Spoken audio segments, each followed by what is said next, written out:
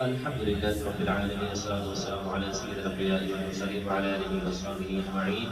أما بعد، فأعوذ بالله السميع العليم من الشيطان الرجيم. بسم الله الرحمن الرحيم.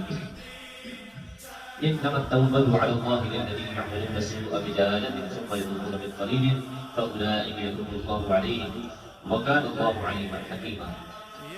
جس توبہ کے قبول فرمانے کا صفہ اللہ تعالیٰ نے دیا ہوا ہے، وہ تو ان لوگوں کی توبہ ہے جو جہالت کی وجہ سے گناہ کر بیٹھتے ہیں، پھر جلدی جلدی توبہ کر لیتے ہیں، تو انہی لوگوں کی توبہ اللہ تبارک و تعالیٰ قبول فرماتا ہے، اور اللہ سب کچھ جاننے والا، بڑی حکمتوں والا ہے۔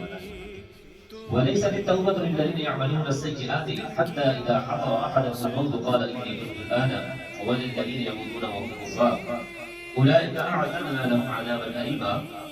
اور ان لوگوں کی توبہ قابل قبول نہیں جو گناہ کرتے رہتے ہیں، یہاں تک کہ جب ان میں سے کسی کے پاس موت حاضر ہوتی ہے تو کہنے لگتا ہے کہ اب میں توبہ کرتا ہوں، اے اللہ میری توبہ قبول فرما۔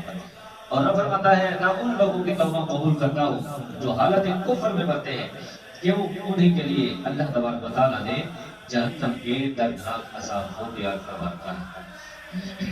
اس آیت کریمہ کے اندر واضح طور کے اوپر ارشاد فرمایا گیا ہے کہ جو لوگ جان بوجھ کر گناہ کرتے رہتے ہیں، جان بوجھ کر، وہ جہالت میں نہیں کرتے، وہ جاہل نہیں ہے، ان کو پتہ نہیں ہوتا کہ یہ گناہ ہے، اللہ تبارک و تعالیٰ ارشاد فرماتا ہے کہ ان کو پتہ ہوتا ہے وہ جان بوجھ کر اس طرح کے گناہ کرتے ہیں۔ اللہ فرماتا ہے اللہ ان کی توبہ قبول نہیں فرماتا جو جان بوجھ کر بار بار گناہ کرتے رہتے ہیں۔